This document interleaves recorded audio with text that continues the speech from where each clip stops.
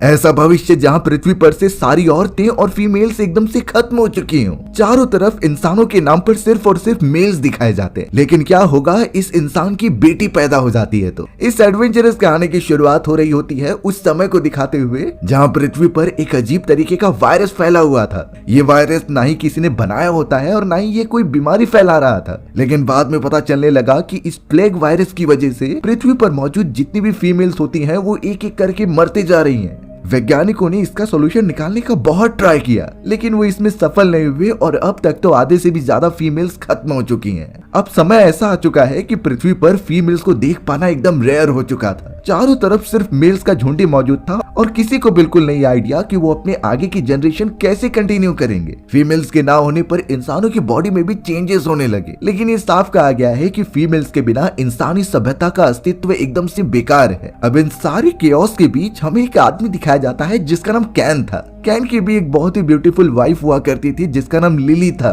बेचारी वो भी प्लेग वायरस का शिकार हो गई और मारी गई। कैन अपनी वाइफ से बहुत प्यार करता था और जब लिली मरने वाली थी तो उनका एक बेबी हुआ था। कैन ने तो अपने बेबी का नाम रैग रखा जो उसे बहुत पसंद था। लेकिन शॉकिंग बात तो ये है कि कैन का जो बेबी हुआ था वो एक बेबी गर्ल होता है। लेकिन कैन को यही डर था कि अगर बाकी दुनिया वाले मेल्स को जब ये पता चलेगा कि उसकी एक बेटी हुई है तो वो किसी खूंखार शैतान की तरह उसकी बेटी का क्या हश्र करेंगे ये इमेजिन भी नहीं कर सकते।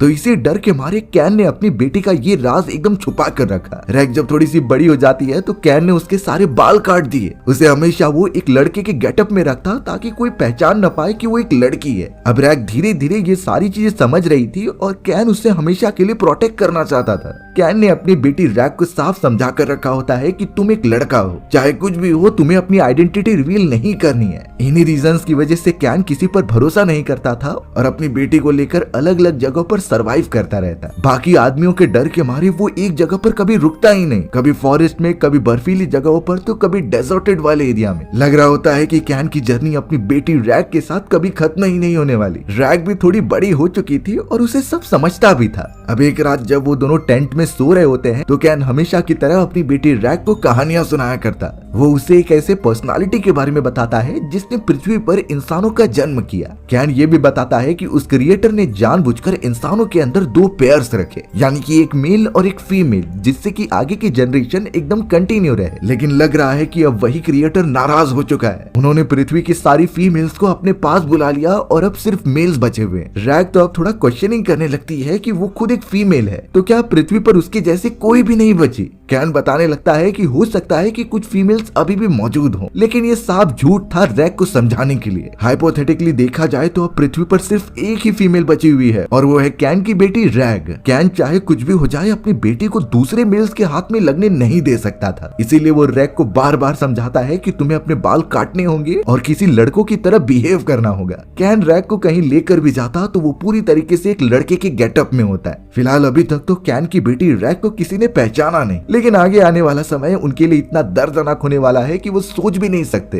अब अगली सुबह फॉरेस्ट के अंदर कैन पानी भरने के लिए चला जाता है। अचानक उसकी नजर गई एक बूढ़े आदमी पर जो कि वहां से गुजर रहा था। तुरंत ही कैन अपनी बेटी रैग को इशारा देता है कि तुम अंदर जाकर छुप जाओ और जब तक वो ना बुलाए बाहर मत आना। कैन तुरंत ही उस बूढ़े आदमी के पास गया और पूछने लगा कि आप यहाँ पर क्या कर रहे हो, ये फॉरेस्ट बहुत ही डेंस है तो यहाँ घूमना नहीं चाहिए। अब वो बूढ़ा आदमी कुछ बोल पाता इससे पहले रैग टेंट में से बाहर निकलकर सामने आ जाती है। वो भी उस बूढ़े आदमी को बड़े ध्यान से देख रही थी। कैन इस बात से बहुत गुस्सा हो गया, लेकिन वो बूढ़ा आदमी ये आइडेंटिफाई नहीं कर पाता कि रैग एक लड़की है और उससे रास्ता पूछते हुए वहाँ से निकल जाता है। कैन एक समय पर अपनी बेटी के लिए एकदम डर गया था, पर अब शायद सब कुछ ठीक है। कैन अब अपनी बेटी रैग के ऊपर बहुत गुस्सा करता है कि तुम्हें बाहर निकलने के लिए नहीं कहा गया था, लेकिन इस समय पर रैग अब काफी बड़ी हो चुकी थी और उसे ये समझ नहीं रहा था कि वो हमेशा डर डर कर क्यों रहते हैं। ऐसे तो वो अपनी पूरी जिंदगी नहीं बिता सकते। इस समय पर रैग को लोगों से छुपना नहीं था बल्कि उनसे इंटरेक्शन करके उनके बारे में जानना था। पर कैन को असली रियलिटी पता है कि पृथ्वी पर मौजूद ये सारे मेल्स कितने बड़े हैवान हैं। खैर वो अपनी बेटी रैग को इतने डिटेल में तो नहीं बता सकता था,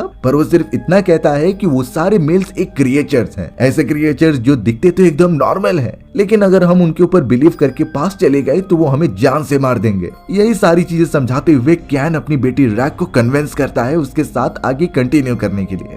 अब फॉरेस्ट में से बूढ़े आदमी के जाने के बाद कैन ने सोच लिया था कि वो एक सेकंड भी यहाँ पर नहीं रुकेंगे। ये जगह बहुत ज्यादा खतरनाक भी हो सकती है। इसीलिए वो रैक को सारे सामान बटोरने के लिए कहता है और अपना टेंट उठाकर कहीं और चल पड़ता है। रैक को बिल्कुल भी अच्छा नहीं लग रहा था क्योंकि वो अपने फादर के अलावा कई और लोगों से इंटरैक्ट करना चाहती थी, लेकिन कैन हमेशा उसे रोक देता और अपने साथ लेकर चला जाता। ये ऑब्वियस बात है क्योंकि रैक अब धीरे धीरे बड़ी हो रही है, उसे एक्सप्लोर करना है और सारी दुनिया देखनी है कि आखिर ये सब कैसे काम करता है। पर फिलहाल कैन रैक को एकदम प्रोटेक्ट रखते हुए दूसरी तरफ जाने लगा कोई एक सेफ प्लेस ढूंढने के लिए। लकीली उन्हें फॉरेस्ट में मौजूद कई सारे ऐसे अबैंडन घर मिल जाते हैं जहाँ फिलहाल अभी के लिए कोई नहीं रहता, तो इसीलिए वो दोनों रुकने का वहाँ पर डिसाइड कर लेते हैं। पर यहाँ कहीं भी स्टे करने से पहले कैन वहाँ की सिक्योरिटी का बड़े अच्छे तरीके से ध्यान रखता था। वो हमेशा ये कोशिश करता कि जिस जगह पर वो रुक रहे हैं वहाँ से थोड़ी दूरी पर वो अपने सारे सप्लाईज और रिसोर्सेज रखे। ये इसलिए क्योंकि कोई भी उनके ऊपर अटैक कर सकता है। अगर वो बच गए तो उनकी रिसोर्सेज भी सही सलामत होने चाहिए। साथ ही साथ कैन एक ऐसा सीक्रेट दरवाजा भी बना देता जिससे वो आसानी से भाग सके। कैन अब ये सारी चीजें इंश्योर करने के बाद खाना बनाने के लिए चला गया। कैन भी अब थोड़ा सा टेंशन में आ जाता है कि रैग लगातार बड़ी होती जा रही है। बड़ी होने के साथ साथ एक इंडिपेंडेंस भी आती है जो कि रैग को बाद में जाकर फील होगा, और कैन यही होप करके बैठा हुआ था कि उसके बड़े होने से पहले सारी चीजें ठीक हो जाए। अचानक अब रैग जोर जोर से विसल की आवाज करने लगती है जिससे कि कैन एकदम चौकन्ना हो गया क्योंकि कैन ने रैग को वो विसल एकदम जरूरत पड़ने पर बजाने के लिए कही थी। वो तुरंत ही भागता हुआ अपनी बेटी रैग के पास गया और उसे गले लगा लिया। रैग उसे इशारा करती है उस दूसरे घर के अंदर। कैन उसे लेकर जैसे ही इंटर करता है तो वो भी एकदम से शॉक हो गया क्योंकि सामने की तरफ 2 डेड बॉडीज पड़ी हुई थी और वो किसी फीमेल्स की होती है। ये बात सिंपल है कि प्लेग के कारण इनके बॉडी पर भी असर हुआ और मेडिसिन ना मिलने के कारण वो पूरी तरीके से खत्म हो गई। ये नजारा बहुत ही ज्यादा डरावना लग रहा था और खासकर कि रैग के ऊपर इसका ज्यादा असर पड़ा था।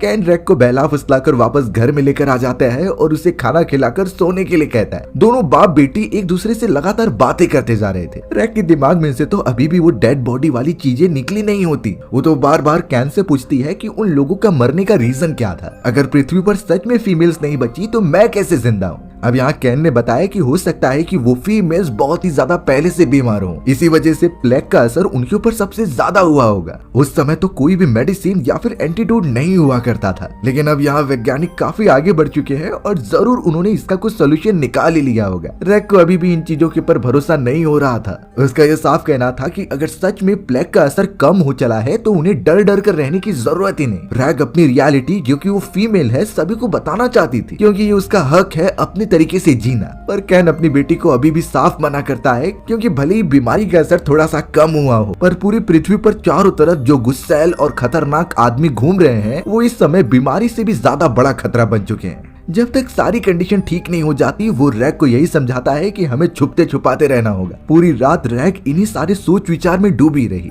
अगले दिन सुबह होने पर रैग जब अपने फादर कैन के पास जाती है तो कैन कहने लगा कि हमें टाउन में जाना होगा रिसोर्सेज लेने के लिए। उनके पास खाने पीने की चीजें काफी कम हो चुकी हैं। रैग तो थोड़ा सा एक्साइटेड थी एक्सप्लोर करने के लिए, लेकिन कैन ने रैग से साफ कह दिया कि तुम एक लड़के का गेटअप बना लो, किसी को पता नहीं चलना चाहिए कि तुम एक लड़की हो। इस बात से रैग एकदम डिसअपॉइंटेड हो गई क्योंकि उसे अपनी असली आइडेंटिटी छुपानी पड़ रही थी। रैग को बुरा तो लगता है लेकिन उसने अपने फादर कैन को कह दिया कि वो वहाँ से लाइब्रेरी भी जाएंगे क्योंकि रैग को पढ़ना लिखना बहुत पसंद था और उसे कई सारी बुक्स भी चाहिए होती हैं। दोनों अब साथ में निकल पड़े थे टाउन की तरफ जहाँ सिर्फ और सिर्फ गुस्सैल आदमी मौजूद हैं। अगर जरा भी उनसे बदतमीजी की तो वो शायद उन्हें छोड़ेंगे नहीं। रैग ने अपना ऐसा गेटअप बना लिया था कि कोई भी उसे पहचान नहीं पाए और तो और कैन ने उसे समझाया था कि स्ट्रेंजर से वो बिल्कुल भी बात नहीं करेगी। ट्रेवल करते हुए कैन अपनी बेटी रैग को लेकर एक आदमी के पास पहुंचा जो कि सप्लाईज करता था रिसोर्सेज के। अब वो आदमी कैन के बेटे रैग से पूछता है कि तुम्हारा नाम क्या है। रैग ने कुछ बताया नहीं बल्कि कैन उसका इंट्रोडक्शन दे रहा था। वो कहने लगा कि ये मेरा बेटा है और बहुत ही ज्यादा हेल्दी है। उस आदमी को तो रैग के ऊपर जरा भी शक नहीं हुआ। इनफैक्ट वो तो कैन के साथ बात करने में बिजी हो गया कि चाइना किस तरीके से एक्सपेरिमेंट कर रहा है। यहाँ तक कि चाइना के वैज्ञानिकों ने आर्टिफिशियल गर्ल्स बनाना स्टार्ट कर दिया है। ऐसे गर्ल्स जो आर्टिफिशियल तरीके से आदमियों की नीड्स को पूरा कर सके और रिप्रोडक्शन करके आगे की जनरेशन बना सके।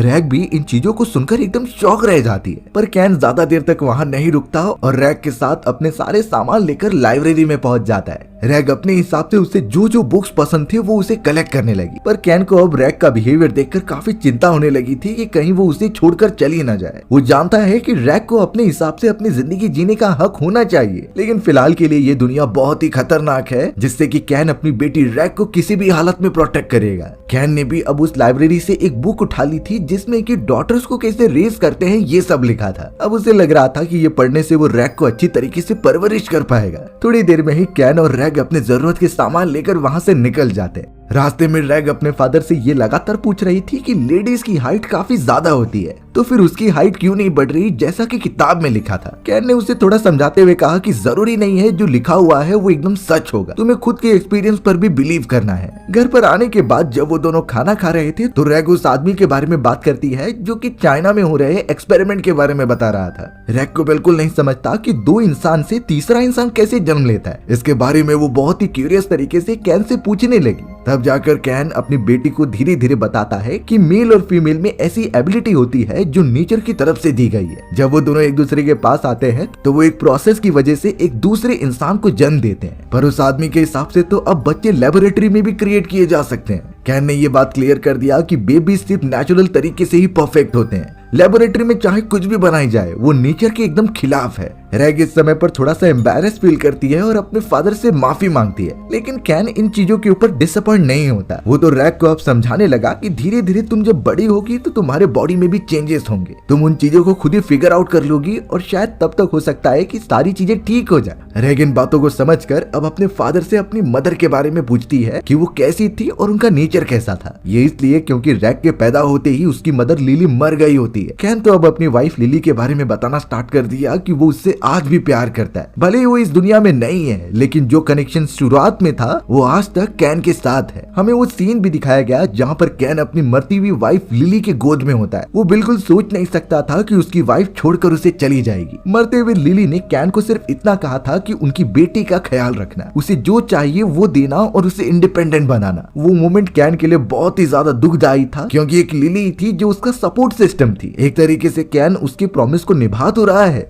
लेकिन उनकी बेटी रैग को फ्रीडम नहीं दे पा रहा। पर ये सब सिर्फ रैग की सुरक्षा के लिए। रैग तो एकदम से अपनी मदर के ख्यालों में खो गई थी। ऐसा फील हो रहा था कि वो उसके साथ ही है। कैन भी प्रॉमिस करता है अपनी बेटी से कि एक समय ऐसा आएगा जहां तुम इंडिपेंडेंट होगी और कैसे भी अपने मन मुताबिक जी सकती हो। अब सुबह उठने के बाद कैन अपने डेली रूटीन को फॉलो करते हुए उस डॉटर को रेज करने वाली किताब को पढ़ रहा था। शायद उसे कुछ इंपॉर्टेंट बातें पता चल जाए। अब यहाँ फ्यूचर में कभी ऐसी कंडीशन सच में आ जाती है जहाँ पर फीमेल्स पूरी तरीके से खत्म हो चुकी हैं, तो फिर आखिरकार इंसानी सभ्यता की जनरेशंस आगे कैसे बढ़ेंगी। पहली बात बता दूं कि और तो और फीमेल्स के बिना तो इंसानी सभ्यता एग्जिस्ट ही नहीं करती। फीमेल्स के बिना तो हम कुछ भी नहीं है, चाहे कितने भी बड़े मुकाम तक पहुंच जाएं। लेकिन अगर फिर भी ऐसी कंडीशन आती है और बात रही इंसानी सभ्यता को बचाने की, तो कई सारी टेक्निक्स हैं जो कि हम यूज कर सकते हैं अपनी जनरेशन को आगे बढ़ाने के लिए। तो पहले बात आती है क्लोनिंग की, जो आज भी यूज किया जाता है कई सारे एनिमल्स के ऊपर। इस टेक्निक में मेल बॉडी के सेल्स या फिर डीएनए को एक्सट्रैक्ट किया जाता है और उसे फिर फीमेल के डोनेटेड एग या फिर आर्टिफिशियल एग के अंदर डाल दिया जाता है। फिर उनके कॉम्बिनेशन की मदद से वो आर्टिफिशियल तरीके से एक एम्ब्रियो बनाते हैं और यही एम्ब्रियो एक नए इंसानी बच्चे का जन्म करता था। खैर ये सारी टेक्निक तो अभी बहुत रेयरली यूज की जाती है, लेकिन जब सारी फीमेल्स खत्म हो जाएंगी तो शायद इसकी डिमांड सबसे ज्यादा होगी। बहुत सारे कॉन्सेप्ट आ चुके हैं टेस्ट ट्यूब बेबी का, जिसमें आर्टिफिशियल तरीके से मेल स्पर्म्स का यूज करके लेबोरेटरी में जनरेशन आगे बढ़ाई जा सकती है। पर ऑब्वियस बात है कि फीमेल एग के बिना ये काम एकदम मुश्किल है। अब बच जाती है सबसे लास्ट टेक्निक, जो होती है जेनेटिक रिप्रोग्रामिंग, या तो इसे कह सकते हैं सेक्स कन्वर्जन, यानी कि मेल को किसी भी तरीके से फीमेल में कन्वर्ट करना। इस समय जो टेक्नोलॉजी चल रही है आर्टिफिशियल तरीके से ये पॉसिबल हो सकता है। अगर ऐसा हो जाएगा तो भले ही जो ऑफस्प्रिंग्स पैदा होंगी वो उतनी ज्यादा नेचुरल नहीं होंगी, पर उससे इंसानी सभ्यता आगे बढ़ सकती है। पर यहाँ तो कॉन्सेप्ट कुछ और ही था। कैन जब अपने घर में बैठा ही था तभी उसकी नजर गई खिड़की के दूसरी तरफ मौजूद कई सारे लोगों के ऊपर। वो तो मेल मेंबर्स का ग्रुप था जो इसी तरफ बढ़ता चला आ रहा होता है। कैन बहुत ही ज्यादा घबराकर वहाँ पर छुप जाता है। कैन जल्द से जल्द रैग को बचाने के लिए उसे एक अलमीरा के अंदर छुपा देता है और वहाँ से फिर धीरे धीरे दरवाजे के पास जाता है। बाहर की तरफ से उन मेल मेंबर्स की आवाजें आ रही थी और वो दरवाजा ओपन करने के लिए कहते हैं। कैन उनसे पूछ रहा था कि आखिर तुम्हें क्या चाहिए। मेल मेंबर्स ने यही सिंपली कहा कि उन्हें पीने के लिए पानी चाहिए था और उन्हें देखना है कि आखिर यहाँ पर कौन कौन रहता है। उनके बहुत ज्यादा बोलने पर भी कैन बिल्कुल भी दरवाजा ओपन नहीं करता और उन्हें चले जाने के लिए कहता है। उनमें से एक मेल मेंबर तो ये कहने लगा कि तुम वही आदमी हो ना जिसके साथ उसका बेटा है और वो कुछ समय पहले टाउन में आए थे रिसोर्सेज जमा करने के लिए। कैन ने इसका कुछ जवाब नहीं दिया, लेकिन वो ये समझ गया था कि ये लोग इतनी आसानी से नहीं जाने वाले, इसीलिए वो तुरंत ही ऊपर की तरफ जाता है और अपनी बेटी रैग को उठाकर उस पीछे वाले रास्ते से निकल जाता है जो उसने खुद बनाया था। यानी कैन का अंदाजा एकदम सही निकला और वही रास्ता उनके काम आ रहा होता है। जल्द से जल्द उन्होंने सारी रिसोर्सेज इकट्ठा किए और फॉरेस्ट के अंदर भाग गए। वो सारी मेल मेंबर्स तो अब दरवाजा तोड़कर अंदर घुस गए होते हैं, पर अफसोस उन्हें वहां पर कुछ नहीं मिलता। कैन और रैग को वापस से एक बार फिर भागना पड़ा और वो ट्रैवल करते हुए एक अबैंडन चर्च में आ जाते हैं। चर्च के सारे खिड़की दरवाजे बंद करने के बाद उन्होंने डिसाइड किया कि वो एक रात यहीं गुजारेंगे। अब यहाँ रैग को और ज्यादा परेशानी हो रही होती है क्योंकि वो एक जगह पर रुक ही नहीं पा रहे। रात के समय रैग अपने फादर से कह रही थी कि इस समय तो आप हमारे साथ थे, लेकिन तब क्या होगा जब वो अकेली होगी और ऐसे ही कई सारे लोग उसे ढूंढते हुए आ जाएंगे। अब तो रैग और ज्यादा डर रही थी क्योंकि उनके सप्लाइसेस भी खत्म होते जा रहे थे। कैन अब अपनी बेटी को यही बात कहता है कि हमें आगे की नहीं सोचनी है, आज जिस तरीके से हम जीते जा रहे हैं वैसा ही कंटिन्यू करना है, चाहे कुछ भी हो जाए हमें रुकना नहीं है और हताश नहीं होना है, क्योंकि एक दिन ऐसा आएगा जब वो आराम से अपनी जिंदगी जी पाएंगे। पूरी रात भर कैन रैग को इसी तरीके से समझाता रहा और अब सुबह हो जाती है। वो तुरंत ही वहाँ से निकल रहे थे क्योंकि ज्यादा टाइम तक वो उस जगह पर नहीं रह सकते। कई लोगों ने उन्हें देख लिया था और ये बहुत ज्यादा खतरनाक हो सकता है। कैन ने तो अब अपनी बेटी को कहा कि वो उसके ग्रैंड मदर के घर पर जाएंगे जो पहाड़ों के बीचों बीच है और यहाँ से उसकी दूरी बहुत ज्यादा थी। उस जगह पर हो सकता है कि वो लोग एकदम सुरक्षित रहेंगे। अब रैग का यहाँ क्वेश्चन था कि अगर उसके ग्रैंड मदर का घर इतना सेफ है तो वो पहले क्यों नहीं गए। कैन ने फिर साफ कह दिया कि वो जिस जगह पर रहती है वहाँ रिसोर्सेज की बहुत प्रॉब्लम है, हमें अपने फूड ढूंढने और बनाने के लिए बहुत मुश्किलें झेलनी होंगी। पर अब कंडीशन कुछ ऐसी बन गई है कि जिंदगी से ज्यादा कुछ इम्पोर्टेंट नहीं है, इसीलिए ये राइट टाइम था कि वो ग्रैंड मदर के घर पर जाकर एकदम सेफ रहे। कैन के पास तो एक टेंटेटिव मैप भी होता है जिसे फॉलो करते हुए वो माउंटेन पर पहुंच जाएंगे जहाँ रैग की ग्रैंड मदर का घर है। ये रास्ता बहुत ही ज्यादा लंबा होने वाला है तो उन्हें अपने लिए सप्लाईसेस इकट्ठा करके रखने होंगे। रैग भी अब कैन का साथ पूरी तरीके से देती है और वो दोनों निकल पड़े अपनी ग्रैंड मदर के घर पर जाने के लिए। आसपास अब बर्फबारी भी शुरू हो चुकी थी और टेम्परेचर गिरता जा रहा था। अब एक रोड पर आने के बाद कैन को एक कार दिखाई देती है जिससे वो लिफ्ट मांगने लगा। वो एक अच्छा लड़का था जो उनकी मदद कर देता है और उन्हें गाड़ी में बिठाकर आगे जाने लगता है। कैन ने उस लड़के को उस लोकेशन के बारे में बताया कि कैसे वो उस जगह पर पहुंच सकता है। लड़के को जितना पता था उसने बता दिया। अब ये लड़का भी कैन की बेटी को देखकर यही समझ रहा था कि वो एक मेल है, इसीलिए वो ज्यादा कुछ रिएक्ट नहीं करता।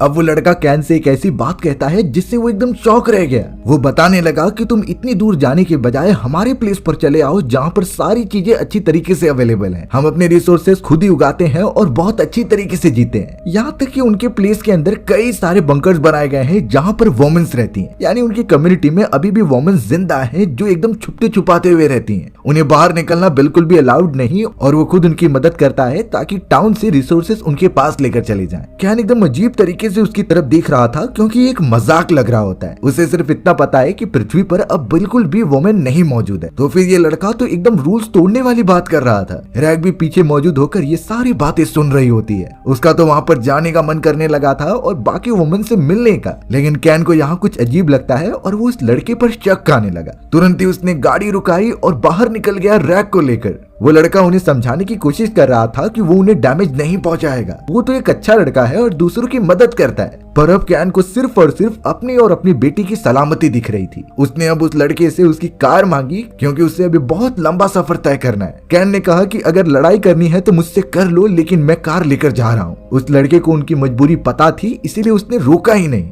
कैन सीधा अपनी बेटी रैग को वहाँ पर बिठाता है और कार लेकर चला जाता है। एक तो उस लड़के ने उन दोनों की मदद की, पर कैन इस समय बेबस हो चुका था। उसे सिर्फ अपनी बेटी के अलावा और कोई दिखाई नहीं देता। आसपास का माहौल का टेम्परेचर अब बहुत ही कम हो चुका था, लेकिन फिर भी वो उस मैप को फॉलो करते हुए आखिरकार माउंटेन के पास पहुंच जाते हैं। थोड़ा फॉरेस्ट में चलने के बाद वो एक घर के पास पहुंचे जो एक्चुअल में रैग की ग्रैंड मदर का था। दरवाजे पर दस्तक देने पर कुछ लोगों ने ओपन किया, लेकिन ये उसकी ग्रैंड मदर नहीं थी। वहाँ पर तो कुछ अनजान 3 बूढ़े आदमी रह रहे होते हैं। कैन ने जब उन सभी से पूछा कि यहाँ पर तो रैग की ग्रैंड मदर रहा करती थी। अब उन्हीं में से एक बूढ़ा आदमी कहने लगा कि हम यहाँ पर कई सालों से रह रहे हैं और जब हम इस घर के पास आए थे तो ये पूरा खाली था। कैन अंदाजा लगा सकता है कि उसकी ग्रैंड मदर शायद मर चुकी हो। अब कैन के कहने पर वो सभी बूढ़े आदमी उन्हें घर के अंदर रुकने के लिए इजाजत दे देते हैं। कैन अपनी बेटी रैग को लेकर ऊपर की तरफ चला गया बिना ये इन्फॉर्म किए कि वो एक लड़की है। वो यही शो कर रहा था कि वो उसका बेटा है और कुछ दिनों तक वो यहीं पर रुकेंगे। ऊपर जाकर उन्होंने रहने की सारी तैयारियां कर ली थी। अब उन तीनों में से एक बूढ़ा आदमी होता है जो उन्हें नीचे बुलाकर खाने की चीजें प्रोवाइड कर रहा था। कैन और रैग इस जगह पर अपने आप को एकदम सेफ फील कर रहे होते हैं, इसीलिए अब शायद उन्हें टेंशन लेने की कोई ज्यादा जरूरत नहीं। रैग अपना मोस्ट ऑफ द टाइम उस बूढ़े आदमी के साथ बिताया करती और वो दोनों साथ में खेला भी करते। कैन भी अब जाकर थोड़ा खुश था कि रैग को अब जाकर थोड़ा सा सुकून मिल रहा है, वो अपने हिसाब से अपनी जिंदगी जी पा रही है। अब यहाँ कुछ दिनों बाद वही बूढ़ा आदमी कैन के पास आकर कहने लगा कि ये तुम्हारी बेटी है, इसका क्या सबूत है? लेकिन कैन बताता है कि वो मेरा बेटा है, पर वो बूढ़ा आदमी सच्चाई बताने लगा कि उसे पता है कि वो तुम्हारी बेटी है और तुम्हें डरने की कोई जरूरत नहीं, क्योंकि इस पूरे माहौल में मैंने अपनी वाइफ और कई सारी डॉटर्स को खोया है, तो इसका दर्द मैं समझ सकता हूँ कि तुम ये सारी चीजें क्यों छुपा रहे हो। कैन ये सुनने के बाद अपनी रियलिटी रिवील करता है कि वो मेरी बेटी है। वो तो उस बूढ़े आदमी को अपनी फैमिली फोटो भी दिखाता है कि उसकी बहुत ही ब्यूटीफुल वाइफ थी, लेकिन वो प्लेग के दौरान मारी गई। कैन बहुत ही ज्यादा उदास था उस समय, पर बूढ़ा आदमी उसे सपोर्ट करता है। उसने कहा कि समय बहुत ही अच्छी चीज है, उसके बीतने के साथ साथ हमारे सारे घाव भर जाते थे। इस वक्त हमारे जितने भी मेंबर्स जिंदा हैं, हमें उनके साथ ही आगे बढ़ते रहना है। कैन ने तो साफ कह दिया कि वो अभी तो सिर्फ अपनी बेटी के लिए जिंदा है। रात होने पर वो अपनी बेटी के साथ हमेशा की तरह कहानियां सुनाते हुए सो जाता है। एक यही पल था जो उन्हें पूरी दुनिया में सबसे अच्छा लगता है, लेकिन उन्हें क्या पता कि जल्दी ये सब खत्म होने वाला है। अगले दिन जब वो उठ रहा था तो अचानक कैन की नजर कुछ लोगों के ऊपर गई। वो 3 लोग थे जो उनकी घर की तरफ बढ़ रहे होते हैं। तुरंत ही कैन डर के मारे उन बूढ़े आदमियों से पूछने चला गया कि आखिर ये लोग कौन है, लेकिन एक बूढ़ा आदमी तो सीधा जाकर दरवाजा बंद कर देता है। यानी कहीं न कहीं कैन समझ चुका था कि इस बूढ़े आदमी ने हमें धोखा दिया है, उसी ने ही उन तीनों आदमियों को बुलाया था। कैन बहुत ही ज्यादा घबरा कर अपनी बेटी रैग को ऊपर की तरफ लेकर जाता है और वहाँ पर छुपे रहने के लिए कहता है, पर उन तीनों लोगों के चंगुल से उन्हें यहाँ से निकलना होगा। इसीलिए कैन ने अपनी बेटी रैग को एक छोटी सी खिड़की से बाहर निकाला और वो थोड़ी सी ऊंचाई पर होता है। अगर रैग को इस तरीके से छोड़ दिया गया तो उसका पैर भी टूट सकता था, लेकिन कैन फिर भी ये करता है और रैग को कहता है कि तुम्हें इस बार खुद की प्रोटेक्शन करनी होगी। बहुत मुश्किलों से कैसे भी करके उसने रैग को छोड़ दिया और रैग अच्छी तरीके से लैंड कर जाती है और आगे बढ़ती है। पर कैन जब निकलने का ट्राई करता है तो एक आदमी उसके ऊपर टूट पड़ा। दोनों में बहुत ही ज्यादा खींचातानी होती है और एक दूसरे को वो मार भी रहे थे, लेकिन कैन ने कैसे भी उसी का हथियार लेकर उस आदमी को मार दिया। पता चला कि उस आदमी का दूसरा साथी भी आ गया और वो उसे नीचे खींचने लगता है। कैन को पता था कि अगर वो अपनी बेटी को अकेला छोड़ देगा तो ये लोग उसे मार देंगे, इसीलिए वो पूरी कोशिश करता है और उस दूसरे आदमी को भी मार देता है। कैन अब जैसे ही नीचे आया तो पता चला कि वो दोनों बूढ़े आदमी मारे गए हैं। यानी यहाँ पर वो तीसरा यंग मैन मौजूद है जो कि उसकी बेटी के पीछे पड़ा हुआ है। जैसे ही वो दरवाजा खोलता है तो पता चला कि वो तीसरा आदमी कैन के ऊपर कूद पड़ा। वो तो शुरुआत से ही कैन को काफी ज्यादा डैमेज देता है और उसे गोली भी मार देता है। अब देखने से लग रहा था कि कैन बचेगा नहीं, उसे तो बहुत ही ज्यादा चोट लगी थी और वो तो लड़ भी नहीं पा रहा था। पर तभी अचानक पीछे से एक गन शॉट की आवाज आती है। वो किसी और ने नहीं बल्कि रैग ने चलाई थी और उस तीसरे आदमी को उसने खत्म कर दिया था। यानी इस मोमेंट पर कैन द्वारा सिखाई गई शिकार की टेक्निक काम आ रही है और आखिरकार वो बच गए हैं। कैन अपनी बेटी रैग को सही सलामत लेकर वहाँ से चला जाता है क्योंकि वो बहुत घायल हो चुका था। वहाँ से थोड़ी दूरी पर एक छोटा सा घर होता है जहाँ सबसे पहले वो थोड़ा आराम करने के लिए एंटर करते हैं। रैग ने कैसे भी करके अपने फादर के बॉडी में से वो बुलेट निकाली जो उसे लगी थी। कैन इतना ज्यादा कमजोर हो चुका था कि वो एकदम से बेहोश हो जाता है। वो इसी चिंता में लगा रहा कि उसके बिना उसकी बेटी का क्या होगा। वो ना तो सरवाइव करना जानती है और ना ही वो कैसे बच पाएगी, इसका अंदाजा उससे बिल्कुल नहीं होता। अब थोड़े समय के बाद जब कैन ने अपनी आंखें खोली तो वो एकदम चौंक गया। वो बाहर आकर देखता है कि उसकी बेटी रिसोर्सेज जमा कर रही है और वहाँ खाना बनाने के सारे काम से लेकर अपने फादर की प्रोटेक्शन करना और उसकी देखरेख करना, ये सब उसकी बेटी बड़े आराम से कर रही थी। अपनी बेटी को इस तरीके से रिस्पॉन्सिबल बनता हुआ देखकर वो बहुत ही ज्यादा भावुक हो उठा। यानी इतने सारे खतरनाक कंडीशन देखने के बाद शायद रैग अब बहुत ज्यादा बड़ी हो चुकी है। वो जानती थी कि खुद की देखरेख के साथ साथ वो अपने फादर को भी संभाल सकती है। रैग ने तो यहाँ पर अपने फादर से कहा कि वो बूढ़े आदमी कह रहे थे कि न्यूयॉर्क में कोई ऐसी प्लेसेस हैं जहाँ पर वोमेन्स को अच्छी तरीके से सेफ रखा जाता है, तो हो सकता है कि वो वहाँ पर चले जाएं और बच जाएं। बट यहाँ कैन को कुछ अंदाजा नहीं था कि वो बातें सच हैं या फिर झूठ। आखिर वो जगह कितनी ज्यादा दूर है उन्हें अंदाजा नहीं था। कैन बहुत ही ज्यादा रोने लगा और रैग जाकर उसे कंफर्ट देती है। वो दोनों एक दूसरे के गले लग गए क्योंकि उन दोनों का उनके अलावा कोई और नहीं था। वो आगे बढ़ने के लिए किसी और पर भरोसा कर ही नहीं सकते। पता नहीं उनका क्या होगा, लेकिन ये कहानी यहीं पर खत्म हो जाती है। सो व्यूअर्स, अगर आपको मेरा नरेशन 1% भी अच्छा लगा होगा ना, तो वीडियो को लाइक एंड चैनल को सब्सक्राइब जरूर कर देना। मिलते हैं इसी तरीके की मजेदार वीडियोस में, तब तक के लिए बाय बाय।